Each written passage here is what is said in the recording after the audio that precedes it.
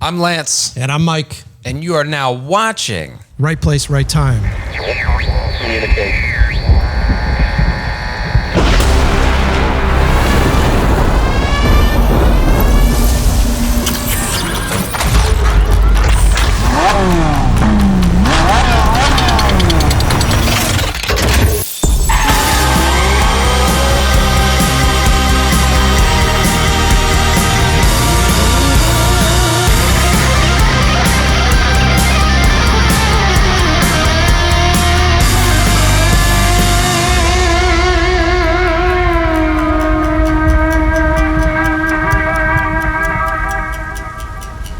I feel like I have to come down from the rush I get every time I listen to our new theme song. It's the shit.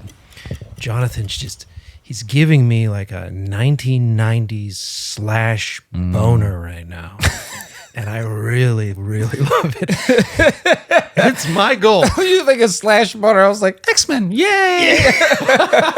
It's my goal to make sure that YouTube hates us within the first Great. 3 seconds of every episode. They're like, Maybe talking about that'll work. boners, not gonna That'll work. We'll break through a new wall in the algorithm. Yeah. Slash boners. That's it.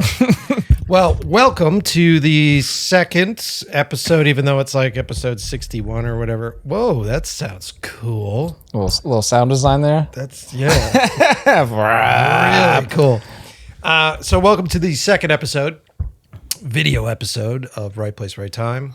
And we're doing this one. It's kind of releasing around Halloween. So we're lamely Halloween themed right now. Yeah. You know, which is kind of cool. We got some spooky cats. Oh yeah, hold on.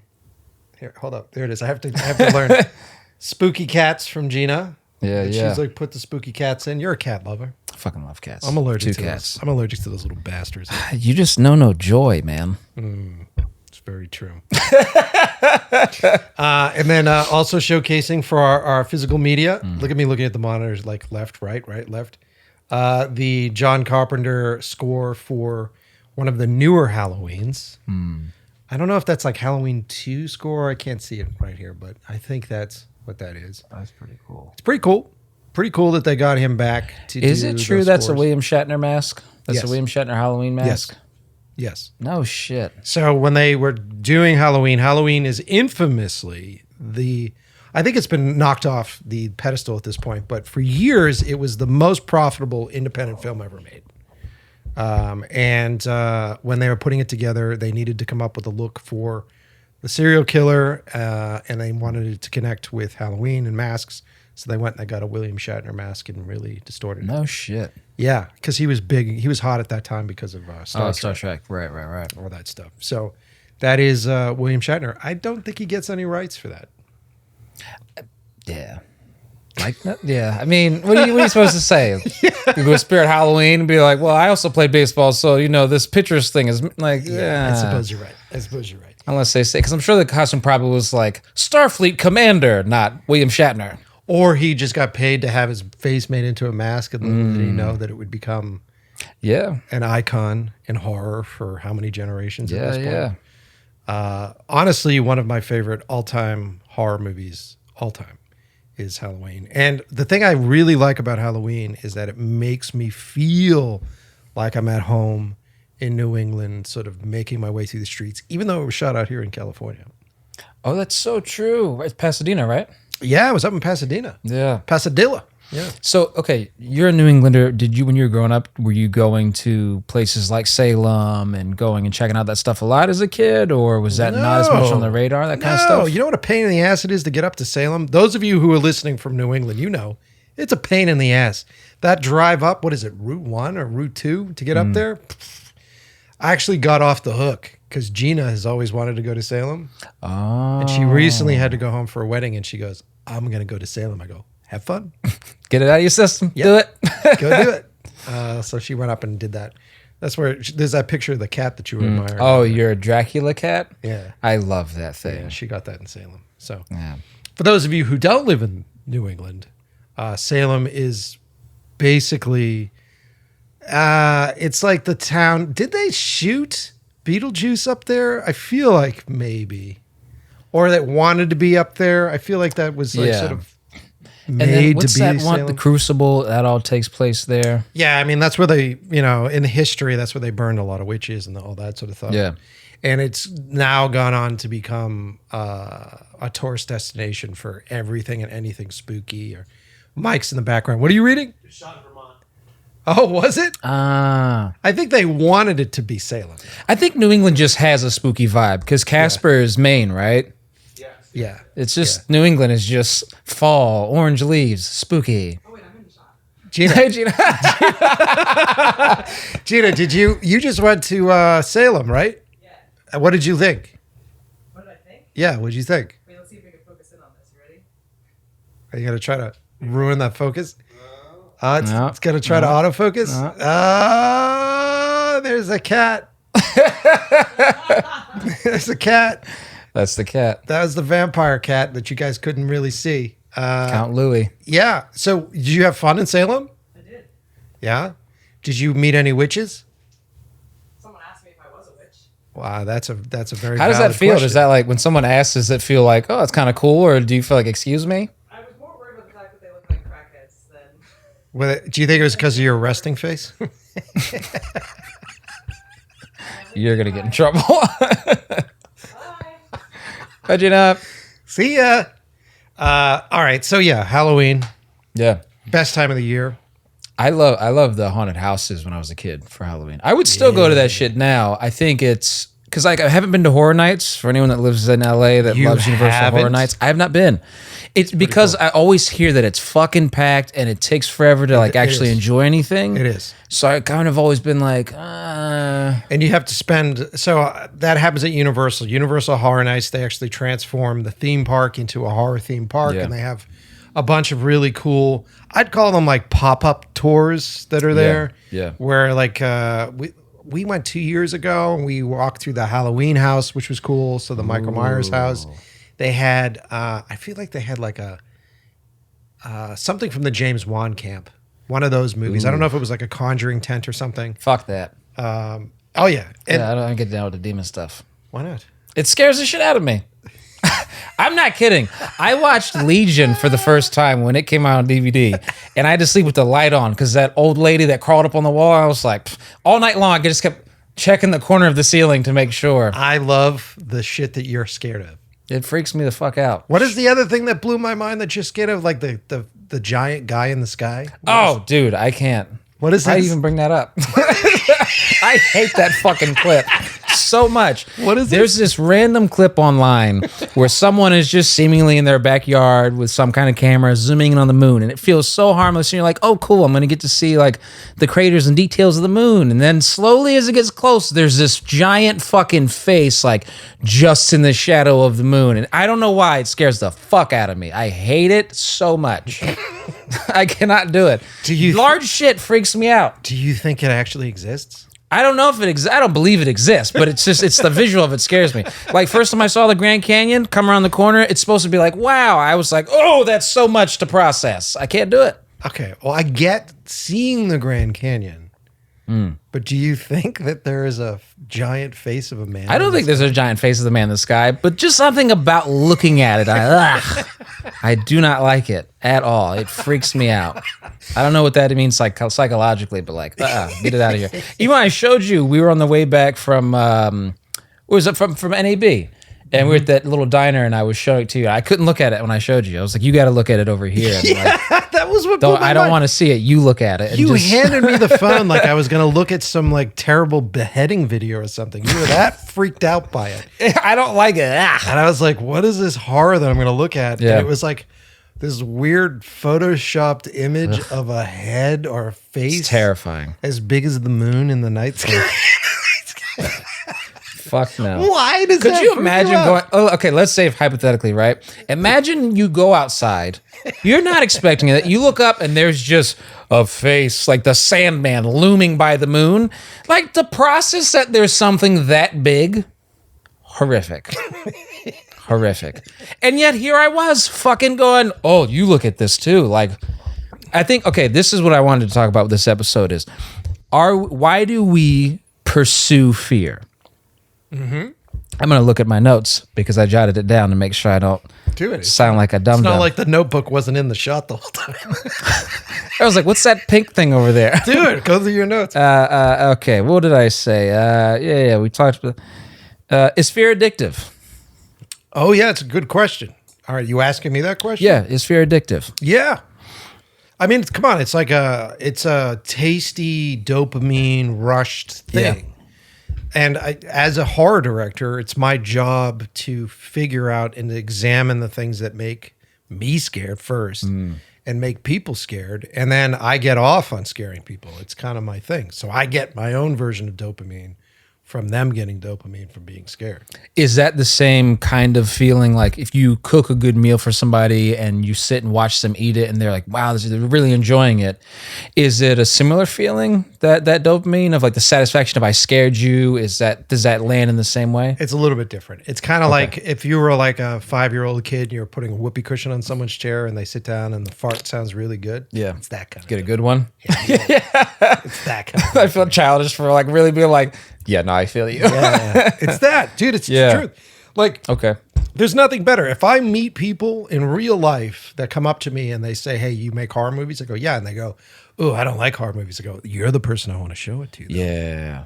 So that's how I feel. I've been trying to get Becca to watch Alien Earth. Shout out to everybody watching the show. You know what I'm saying. There's so much like,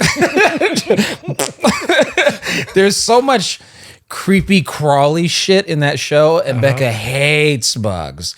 So I've been trying to get her to watch it just because I want to relish in like her freaking out over watching the bug shit happen.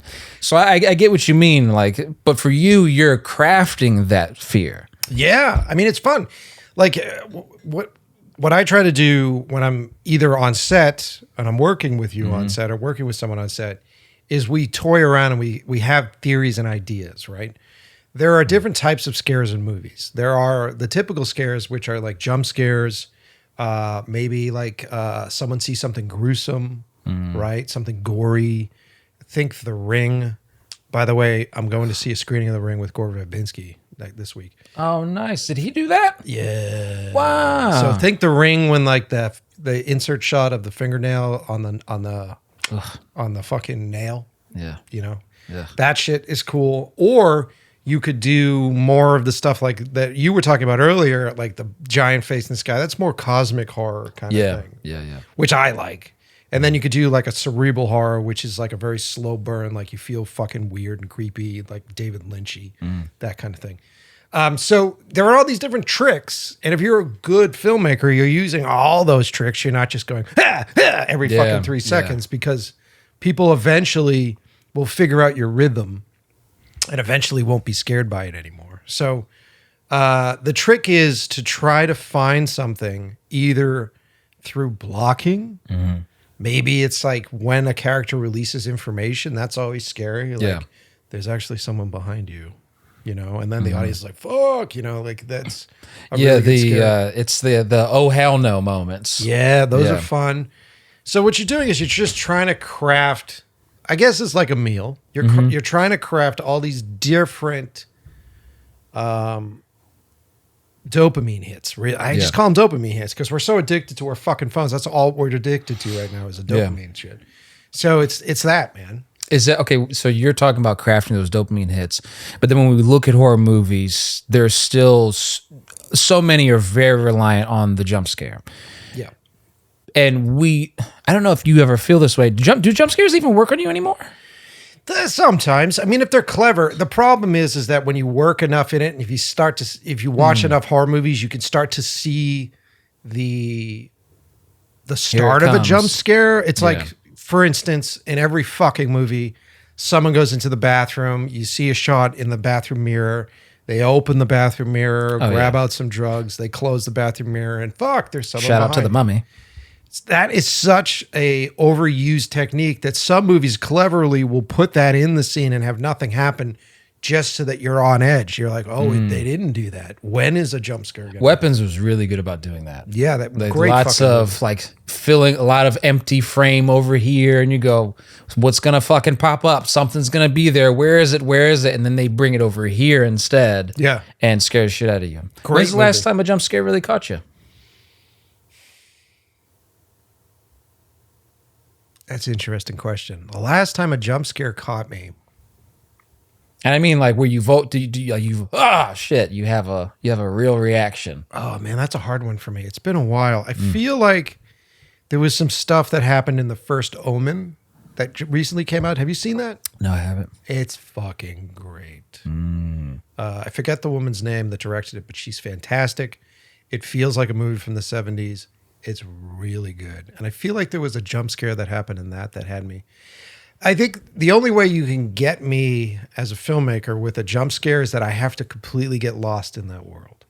Right. And I think there are a handful of filmmakers that I could do that with. Like Fincher's great at that for me. Steven Spielberg's great with that with me, where I just, no matter what, I tune in and I'm in, like Flynn. So it's more like if you get me invested and get me really going in the story, and then it's almost like you kind of put the blinders on, right? Because you're leaning in for this thing, this story. Giving up I'm giving suspension of disbelief. Yeah. I'm giving up the reality to believe in this story. And for me, I think a lot of people go, well, it's all about whether or not the story's good. No, I think it's about the vibe and the atmosphere. And if I really want to release myself into this world that they've built. Yeah. You know, think about like some of the best jump scares in the business are in Jurassic Park. Ooh. I actually saw a trailer the other day where it's a movie about an alien, but they had brought in the set piece of like hiding at the end of the counter, and the thing is in the background with the raptors. And as soon as I saw that frame and I got what I think they were going for, I felt that like, oh, fuck, because I know there's something in the kitchen now that's not good, you know? And so I wonder if it's cool at least to see the way that some of that stuff gets revisited and that you can still feel something. Although it made me more want to go watch Jurassic Park again than anything. Well, now that you're saying that, I think the last Conjuring movie had a couple great jump scares in it. James Wan, well, I mean, he didn't direct that, but that franchise does a really good job of setting that. Is that the one where the demon pukes in her mouth in the first one? I don't know why that sticks out to me, but it's fucking gross. Are you talking about The Exorcist? No. The Conjuring is with the husband and wife, right? Yeah. Yeah, the first one's got the gal from that old haunted movie with Liam Neeson. And Yes. And the demon throws up in her mouth, and that's how she's possessed. And I was like, that's just terrible. Just fucking, just phase in. We're gonna throw up in your mouth. Yeah. There's some good jump scares in that, but what they do really well, if you guys haven't seen it, I think it's The Last Rites, which was the last Conjuring movie, which actually was the most successful horror movie opening weekend worldwide ever. No shit. Yeah, and that just came out. Wow. So the film business is not fucking dead. There's this great scare, spoiler alert, there's a great scare that happens in it where the mom is in the kitchen on the phone, and it's a period piece. And so she's using one of those old actual wall phones. Yeah. And it had the long phone cable. Yeah. And if you had a mom with kids, multiple kids, you knew that kids would always be fucking with the phone cable. And they do this really great sequence where the mom's in the kitchen cooking. She's using both hands, so she puts the phone up and she's talking and trying to do this bit. And the kids run through the kitchen. They set it up earlier, and the kids are playing with the phone. And she's like, stop fucking with the phone. And then the kids run out. And it's all on a oneer. And there's this great bit where it sort of pans to this pantry, and the pantry sort of falls off into darkness. I hate this. I hate It's everything really about this. cool. And so the kids were pulling it into the pantry earlier on in the movie. And the mom was like, knock it off, and they run out.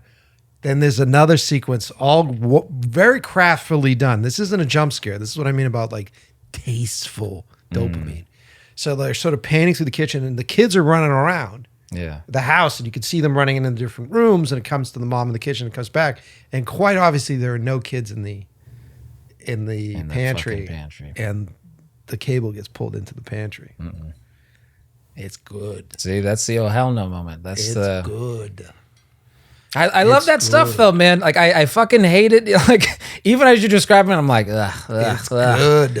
But then it's like you get spicy food. You're like, I want to feel the heat. I go in to see the scary movie because I want to get scared. I want to have that thing happen.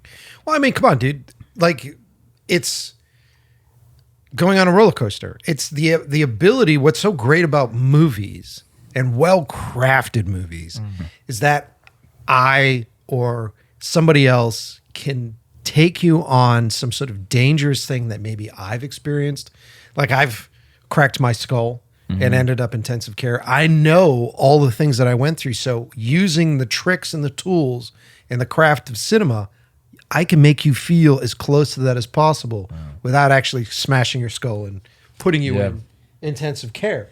So as an audience member, I think the horror fans, true horror fans, are morbidly curious about death.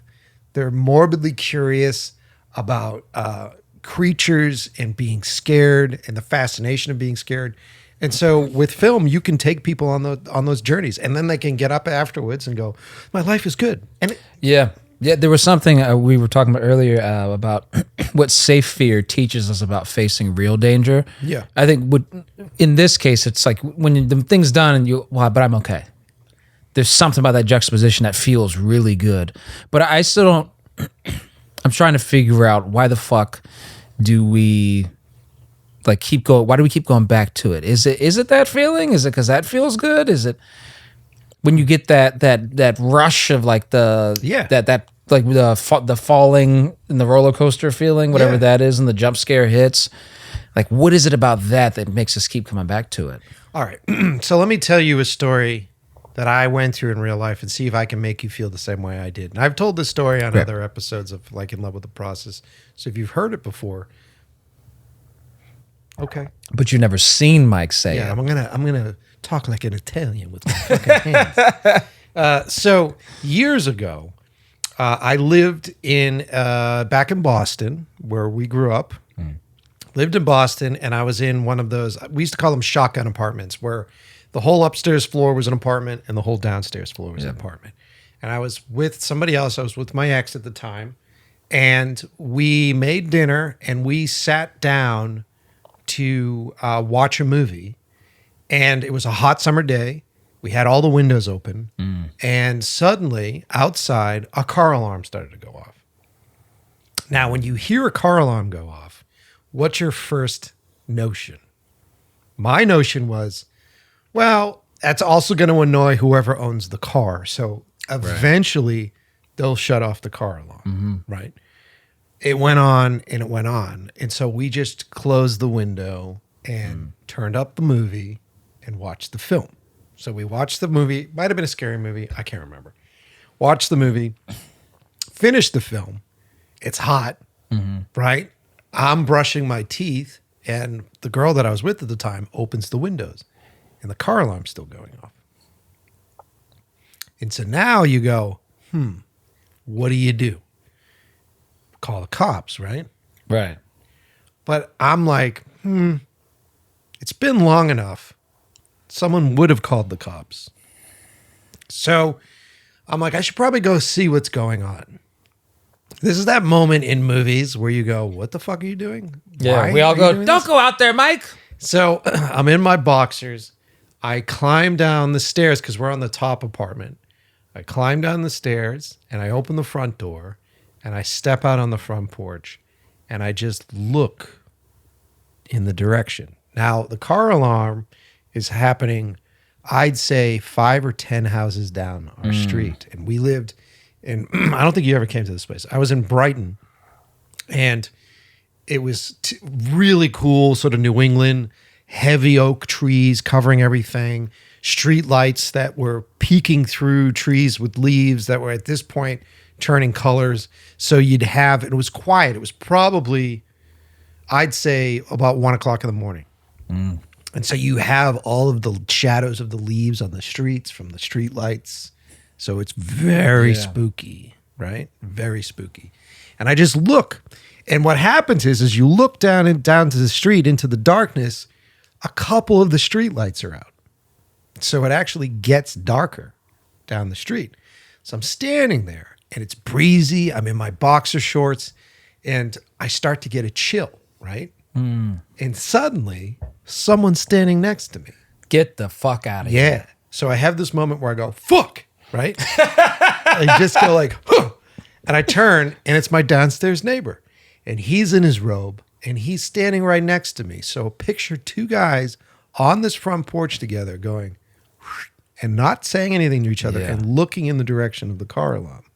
And I just look, and I don't look at him. And I go, you should probably go see what this is about. So walk down the stairs, start to walk down this long street, and it's dark. Walking down the street, in and out of streetlights as we move.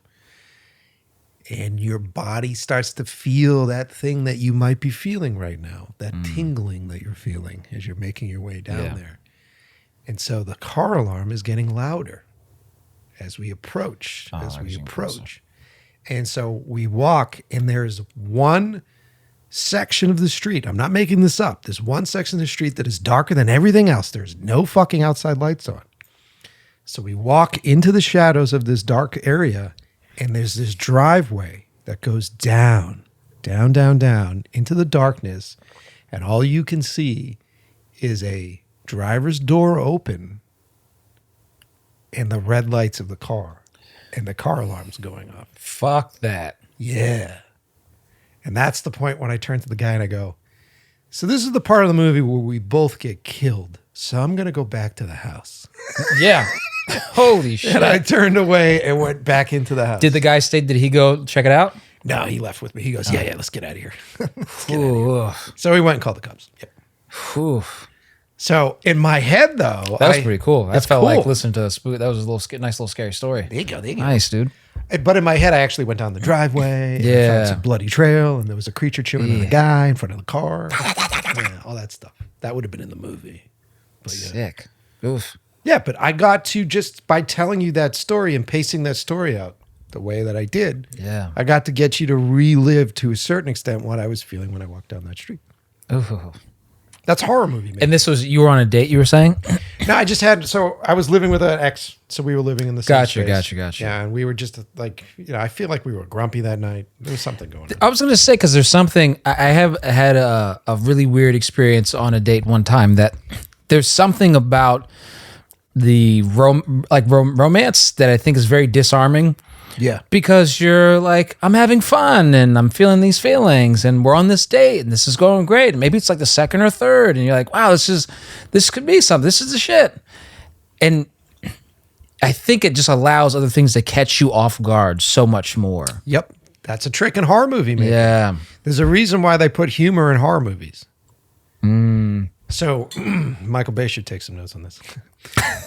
Never going to work with him now. So sorry, Mike. What happens with movies is if you ramp it all the way up and you keep it at a certain level, even with music, with anything, if you keep it at a certain volume, the audience will eventually get tired of it and they'll set that as their new 0 point. Yeah. So like if you're doing, like Mike, who's behind the camera, he does all our sound design. We talk about this all the time. It's like, we design, when we are sound designing and mixing and mastering a project, we figure out what the highest point of audio is. And then we build everything around it. And you do that same thing with story or with character performances. And the easiest way to disarm a peak is to add a joke. Yeah. Because then the audience can go, That's a really smart way to approach story and character as well, though, thinking about what is my peak moment. When am I really hitting this high point? Yeah. Especially for performance, because you go, okay, I know then if this in terms of story is where my climax is, then I can then go, well, this moment doesn't need all that over here because it can't go beyond what the climax will be later on. Do you know what I mean? And then for story, same thing, right? How do we structure things? You go, well, this is the peak here. This is my climax. So these other moments can't surpass that, or it takes away from this later. That's really smart, man. You're crossing into masterwork at that point as an actor. Like if you're like making mental note of your highs and you're not just like, like the whole fucking time you're doing a scene. And you'll see like a lot of young folks that will start acting and that'll be their move. Yeah, everything just has to be an 11. Everything is actually, you know what? You remember John Stanley that we had on the show from Hot Shot Self-Tape? Oh, yeah. I actually just did an audition with him recently, and it was really cool seeing his approach to it and being like, just bring it down like a little less. And that freedom you feel of like, I don't have to fucking make this like a meal. I can just, and sometimes just doing that. But even in the doing of that, bringing it down simply, sometimes it's easy to just like, you say the line, you say the line, you say the line, you say the line. He goes, it's not a grocery list. Like, make those things matter. You go, right. So it was just, shout out to him. It just made me think about the cool things you find by listening to other people. Right now, you're telling me stuff. You're not an actor, but there's things in there where I go, oh, that's applicable over here. Yeah. I don't consider myself an actor at all. I'm always learning from working with people like you and working with actors. And I have nothing but the utmost respect for someone that wants to do this. Like, this is not normally where I am, sitting in front of a camera. It's tough. Right. And so I think that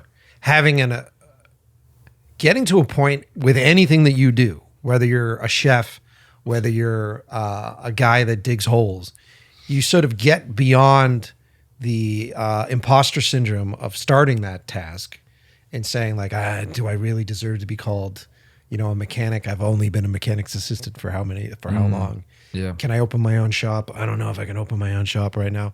But once you get over that, then you start to see masters being born, and you start to see folks that can get beyond themselves and see what they're doing from the outside and then adjust their performance based upon that. And from an actor standpoint, I think that's fucking cool to see. I mean, you worked with like Denzel Washington. Mm-hmm. Like, you worked with some of these greats. Like, are they always in their head, or are they comfortable on set? There was one person I worked with. Trying to figure out how to navigate this. You could say unname it. You can unname that person.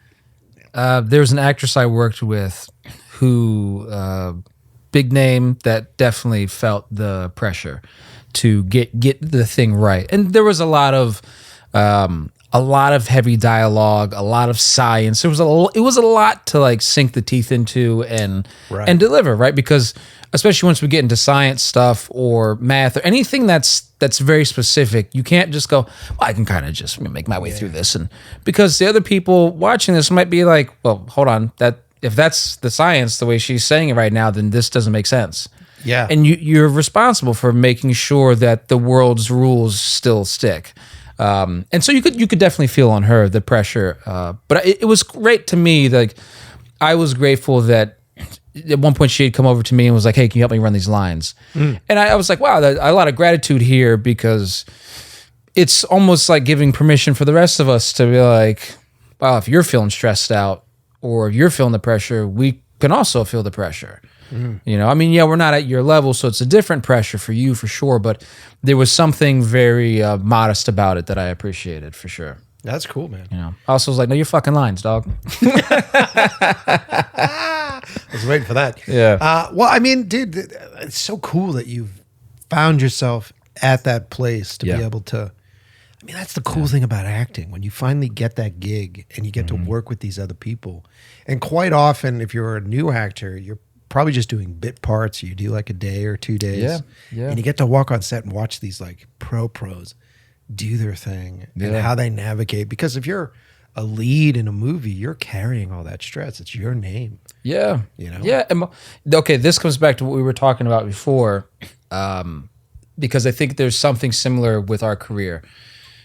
In the same way that we revisit horror movies because it's like a feeling, I think it's also the same kind of drug that our brain gives us for free when we go, oh, I know it's going to be terrifying when I go in here and I have to perform this scene in front of these people, or I'm going to go do this play in front of all these people. And if I fuck up even once, there's no fixing that right then. I have to just keep going. Or I'm going to go direct this movie and make this thing and edit it, cut it together, do all this stuff, and then give it to people and sit and just hope that somebody laughs at something, or they like something, or they get scared, or there's a gasp in the room, that something about what I'm presenting fucking works. And I think there's a lot of fear in that. Yeah, dude. But that thing almost becomes like a compass. We go, ooh, if I'm feeling that thing, this means that this might be something over here. Yeah. Do you feel like that's true for you as well when you encounter the fear of our business? Kind of, sort of, maybe.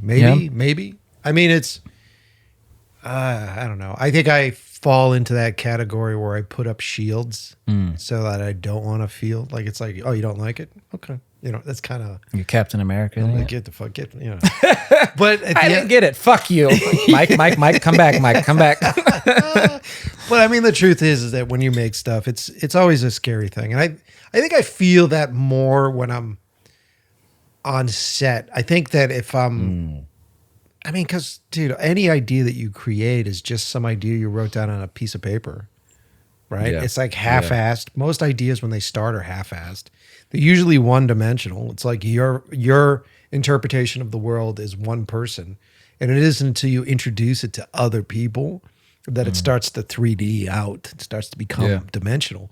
So I think the thing that scares me the most is like the first shot on any project, like the first shot where you start to see actors say your lines, or like a table reading. You start to hear them say those lines. And at first, those lines don't sound anything like what you want them to sound like. They never do. I was laying down voiceover for the piece that I'm cutting. And you listen to yourself the first 2 times, you go, oh, fuck, it's so bad. Yeah. But then you just go, no, I got to work on it. I got to work on it. I got to work on it. And then you go, all right, it's fine. It's fine. So I think that's where the fear is for me. It's like the initial lay down of anything that we're working on. That's tough. Why do you think some people go back to horror? Why do you think some people are drawn to horror more than others? Let's do the camera. Why are some people drawn to horror more than others? I mean, that's a Mike? good question. Why don't you guys write to us and tell us? Yeah. And then I'll see if I can pontificate and guess what your answer would be. I would say, I think that it depends. I think it's different for a lot of different folks, right? I think there are people out there that want to feel alive. Maybe they feel like their life is boring. Maybe they feel like their routine is routine. It's just become, I go to work, I check in, I do my thing. I got a shitty boss. I go home. I fucking, that's my deal. Yeah. And I think when you're going to do or see a great horror movie, there's a sense of adventure to that. There's a sense of, it's safe, but it's also dangerous. Yeah. You might see something that fucks you up forever. Yeah. And I think there's a lot of craziness that goes on in the world already. Sure. So maybe something about horror movies feels like okay, well, at least like with this, I get the whole feeling, but it's okay to have that here. Like this, like we were saying earlier, safe danger. Where you get to experience that rush and that feeling, but you're not going, and what does this mean for my life now? You bring up a good point. Like there is a lot of shit going on, like on the planet right now, and there's a whole generation that is just sort of born into this dread. Yeah. Like we talked about this before, like kids that were born post 9/11.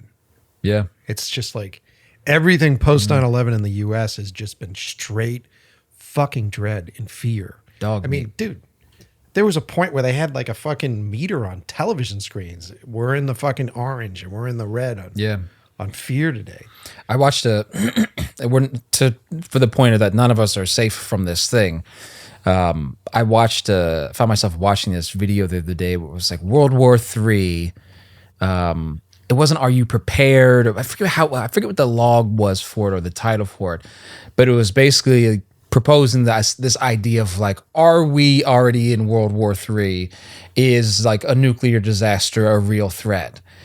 And I couldn't help it. I was like, fuck, I do want to know.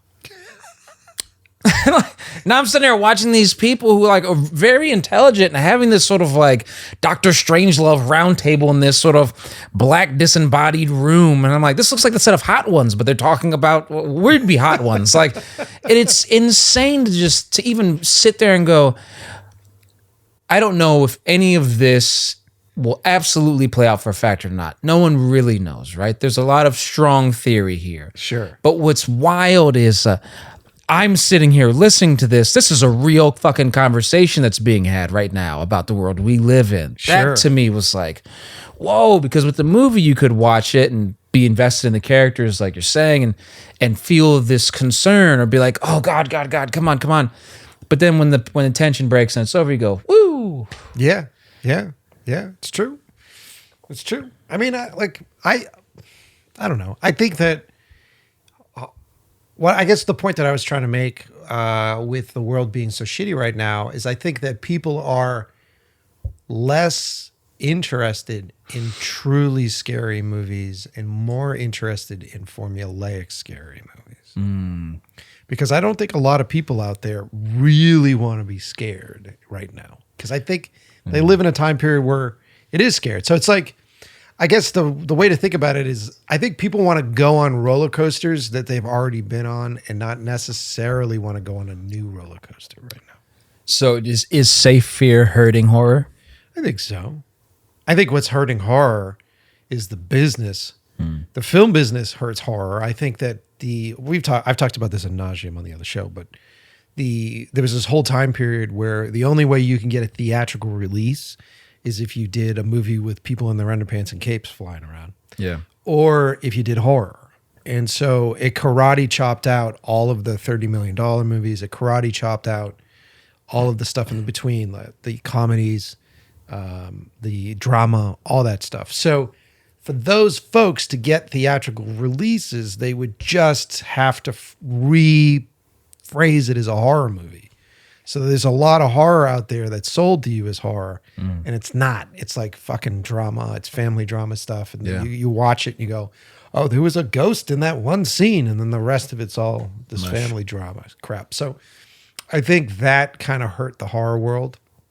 But I mean, it's still healthy and strong. It's not like it's in rough shape. And I think when you stumble across great directors, like what's his name, who did Barbarian and did Weapons, he's a fantastic new director. I'm going to forget their names. I should have them on cue. The woman that directed The First Omen, I think she's fucking phenomenal and she's great. I'm trying to think of a couple of other. There's so many great new horror directors out there that really know their craft. But they're not usually the ones that are at the front. Yeah. At the front, it's just like, I mean, I've been in the pitch rooms. It's like, audience doesn't care about that. Oh. And you're just like, I love your impression of executives. I just Okay, let me they don't care. They don't know. let me bring us back to Halloween. I got a couple cool ones for you. Sure. All right, so when we look at Halloween, right, like there's all these different cultures, rituals, all these things. For you on Halloween, and you guys write to us and let us know what you guys get into for Halloween. What's your rituals? What do you, not literally like, I don't imagine Mike's drawing stars on the floor with circles and candles and shit, but like, what do you like to do during Halloween? I buy like 3 or 4 live chickens and then I slice their throats and Did you know that black cats are actually what is it? The place, shelters, pet shelters, they actually get very specific about the adoption process of black cats around Halloween. What? Because supposedly it's a real thing that the number of murders by sacrifice that happen to black cats at Halloween spikes incredibly in a real fucking way. Really? Yeah. Isn't that wild? So what, people are using them in sacrificial? Apparently. And around Halloween, they find a bunch of them. Those evil TikTokers.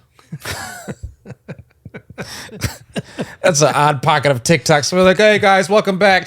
Yeah. Jesus. Yeah. Okay, so what do you get up to for Halloween? I've been to a bunch of your Halloween parties and I've always had a fucking blast. But for the people who have never had the chance to be there, who haven't got a chance to like hang out with you during that holiday, what do you like to do? How do you celebrate? Well, it's been a hot second since we've done a Halloween party just because we've had bad timing. Like this year might even be tough because my film Metanoia got into FilmQuest, and that's right at Halloween. Yeah, and on our movie 2 years ago also got into FilmQuest, which was right at Halloween. Yeah. So we haven't had, I don't think we've had an official Halloween party since we moved out here to Los Angeles. So the Halloween parties that we would do back at home were pretty cool, and they were epic. And it's because when I grew up, my parents would do Halloween parties. And as a kid, I wasn't allowed to go to them. So that it was so that the parents could get hammered and hang out. Yeah. So I would help them dress the house. I would sometimes help them prep the food. And once I hit a certain age and I was allowed to go to the Halloween parties, it was like stepping up. It was like a level up. And you can go. And I love that. And even as a kid, when you were in elementary school and they would do like costume contests and everybody would run out to buy whatever plastic fucking He-Man outfit or whatever they were running around. My dad was like sewing our that's actual cool. like outfits. So we would make our outfits. Do you have a favorite costume that you've had from over the years? From when I was a kid or when I was an adult? Just historically, all life. What's the give me like top 3 if you got them. Well, one year I went as a kid. I went as the Mummy, which was super simple. It was just toilet paper. Yeah. So that was fun. That was a fun project. I saw a Halloween card the other day where it was a mummy standing like, but they gave it a little butt under the rags, and it was the hand on the hip in the pantry, and it was just all these different types of toilet paper. I was trying to decide what to wear. It was so good. That's great.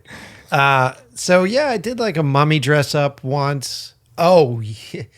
So this was well before Avatar. I forgot about this. This was well before Avatar. And I'm a comic book kid. I'm a nerd, right? And so like I grew up loving Jim Lee and all these different characters. And so I decided that I was going to make, it was me, my brother, and my cousin. And I decided that I was going to make up these weird bounty hunters. And they were like sort of, it was like from the Savage Land. So they were like sort of these natives.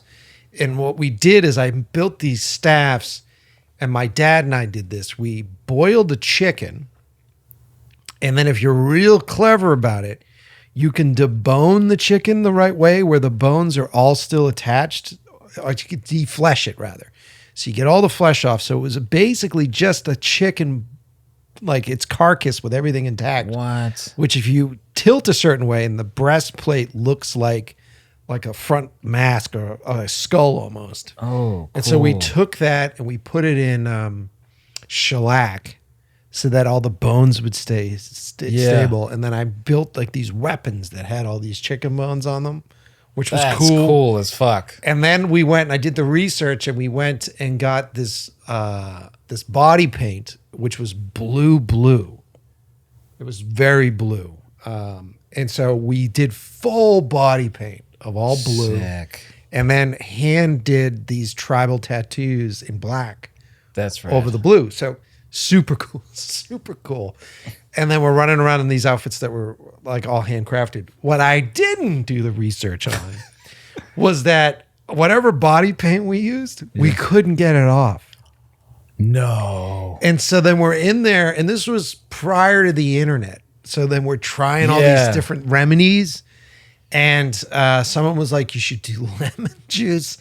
And so we're just in the basement, and our skin is burning, and we're using lemon. How long did it take for you to get it off? Oh, 2 days. Days. I remember my cousin. I'll blow him up, Neil. He got hammered because him and my brother had just hit the legal age, or maybe not, but had just hit the legal age for drinking. And so, and he came and stayed with us because he was from Florida. He came up and stayed with us. And they got hammered. I just remember him like finding him on the couch in like half blue paint, throw up all over the place. Yeah, it was fun. The natives we got fucking hammered that night. But yeah, Wicked. How about you? So I love the dressing up part. Yeah. Big fan of that.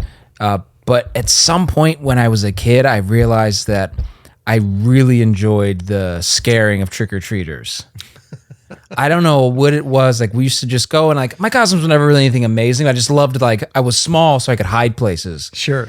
And one year for Halloween, when I was living in Connecticut, I had gotten a big pumpkin, got a big head, so I had to get a big one, and it carved out the eyes and did the whole thing. And I had put on all these layers and this big flannel and stuffed straw in the wrists and like a bunch of layers of clothes on my legs. So the body just looked really weird and lumpy. Yeah. And I just sat by the door. And I had this little like black ski masks thing, and kids, people come up and or like turn, or my favorite one, I was bad about this, but it worked so good. So this mother and her daughter come up, and they're walking up the driveway. My buddy is there at the driveway door with the candy. So as they're walking up, they're passing me here. And the little girl's dressed like Cinderella. She's maybe 4. And as she's walking with her mom, I can see in the corner of my eye, she's just staring as they walk.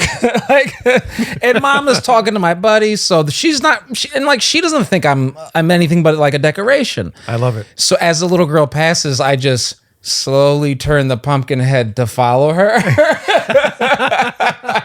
And she starts like losing it.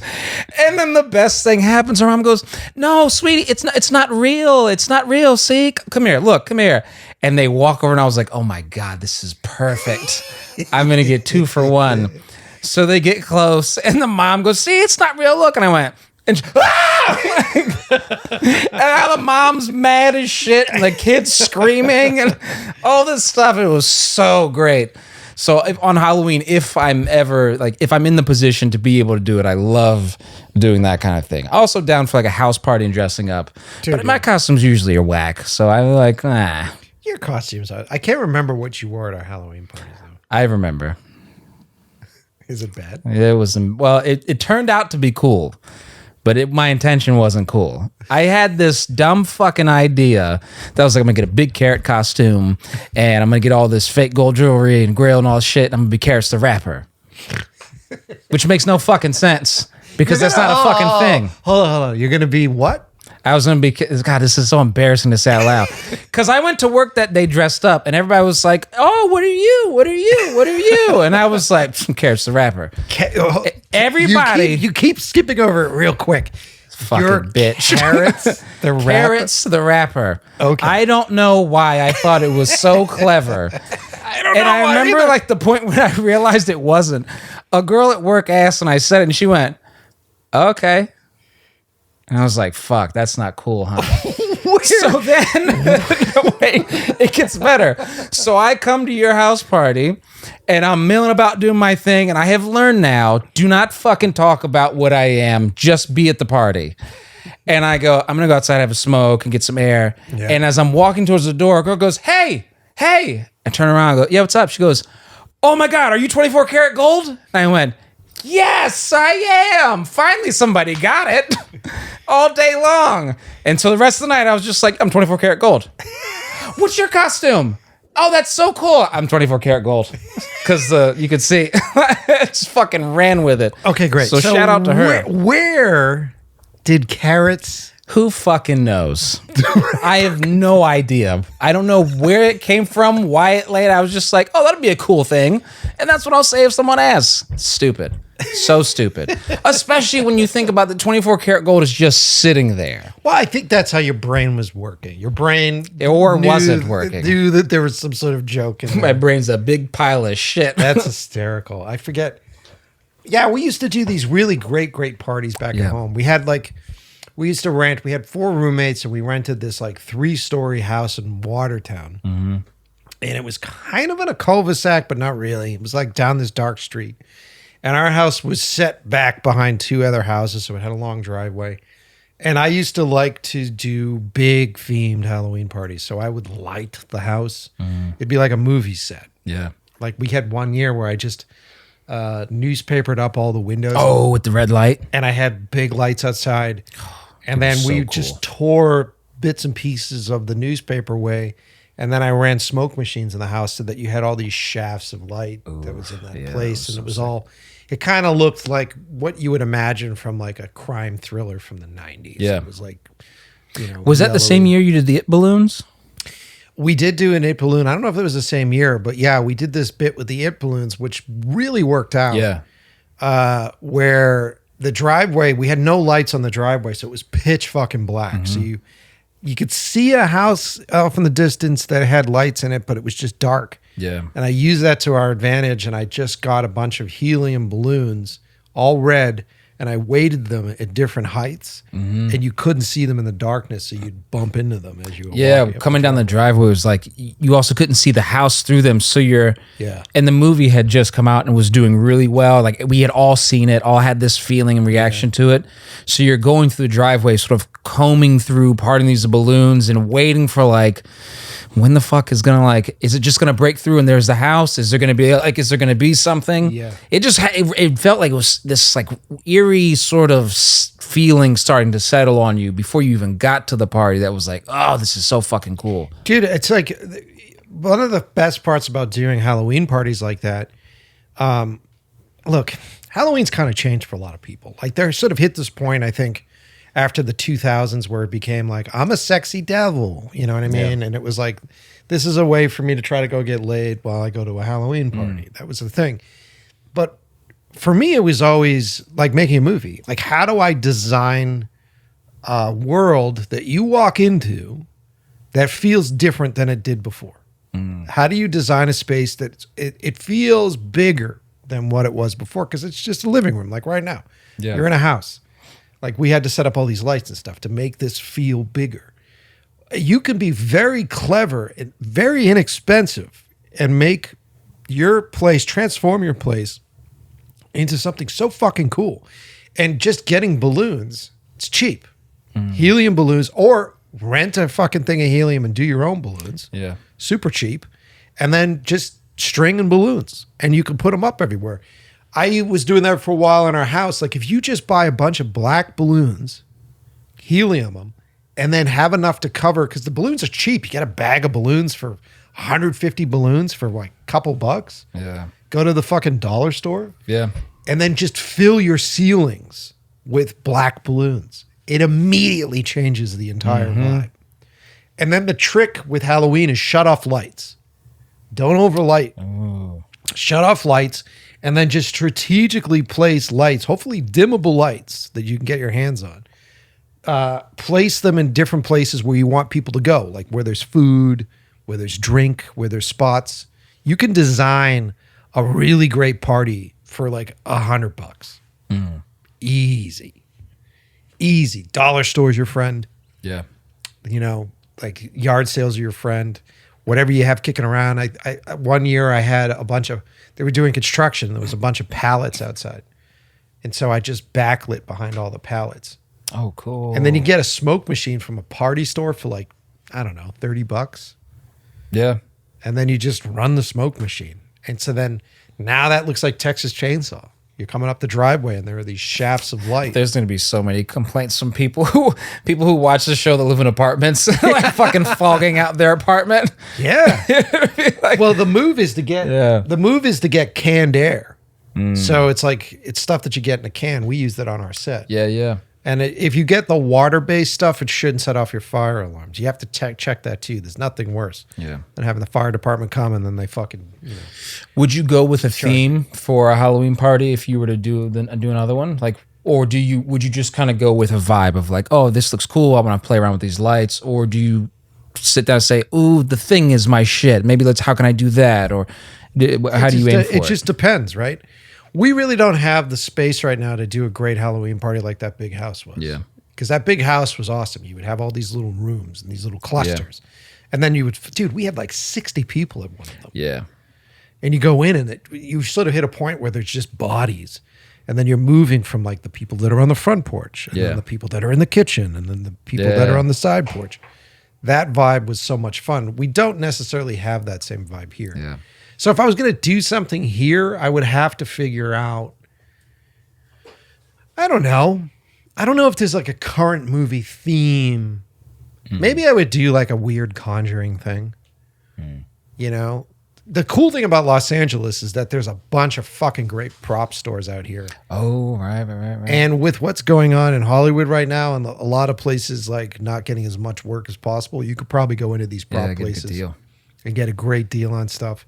So let's say you were going to do like a Conjuring bit. Like in here, if I had the foresight to sort of art dress this room, get a bunch of fucking crosses or a crucifix and put them all over the wall. Just tape them to the wall, turn them upside down. Okay, I want to ask you a question I saw here that I thought was pretty cool for Halloween. Okay. Because we talked about fear and then we talked about how we celebrate Halloween.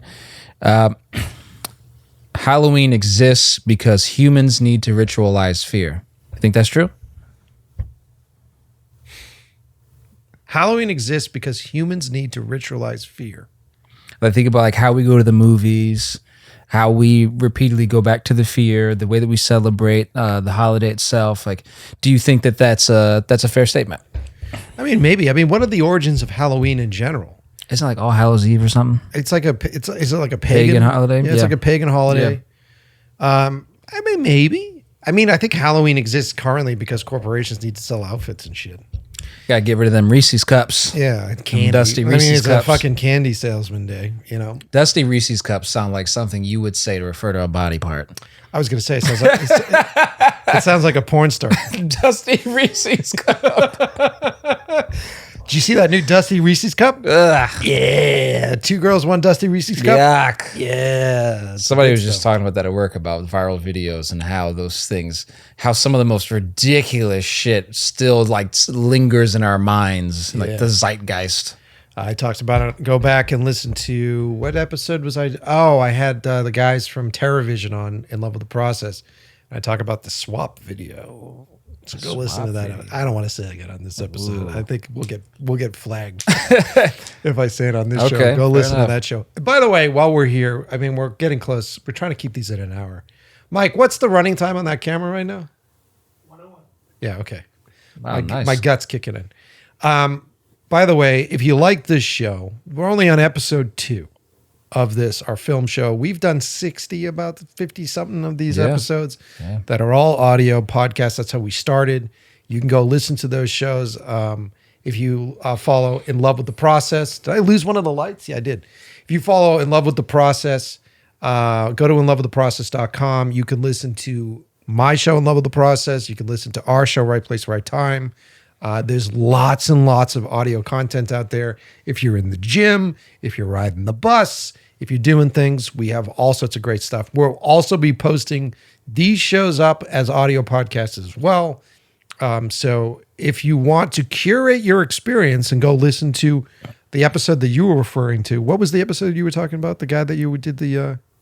that was John Stanley. It was John Stanley, great guy. Yeah. Hot Shot Self Tapes. Yeah. So I forget what episode number that was with us. It was probably in the... I think it's in the 30s, maybe. In the 30s. Okay. I think so. Yeah, check that stuff out. And then I just did, earlier this month, I've been re-releasing all of our Halloween-themed episodes and horror-themed episodes. If you go to inlovewiththeprocess.com, you can check out all of the horror shit. So it's ILW horror. So I've had horror directors. I've had some of the best creature makeup guys on the show. It's all there. And also, I'm sporting. Let me see if I can do this correctly. I'm sporting the In Love with the Process storyboard shirts. I drew these actually. Yeah. He's a bitch. But yeah, I think I still have some of these left. If you guys want to get any merch, you'll be able to find it up there at inlovewiththeprocess.com or write to me on Instagram at Mike Pecci or write to Lance. At Go Lance Go. Go Lance Go on Instagram. Send us your questions. Send us your stuff. I had a lot more I wanted to talk about on the show, but I like where we went. Yeah. And also comment below or write to us. Tell us, what do you do to celebrate Halloween? What are your rituals? Do you have a great story of a really kick-ass Halloween? Was there a right place, right time for you around the holiday? Let us know. Yeah, man. All right. Well, that's Except if you're one of those people that's not allowed a black cat. Don't write us that shit. Ew. Ew. Cats, no. Chickens, maybe. Chickens. Yeah. As long as you're going to eat it. Canceled. All right. Well, let me cue us out. Hold on. Nothing like watching me do it live, right? Fuck it, we're doing it live. Thanks for listening. Thanks for being here, buddy. Yeah, thanks for having me, man. Okay, guys.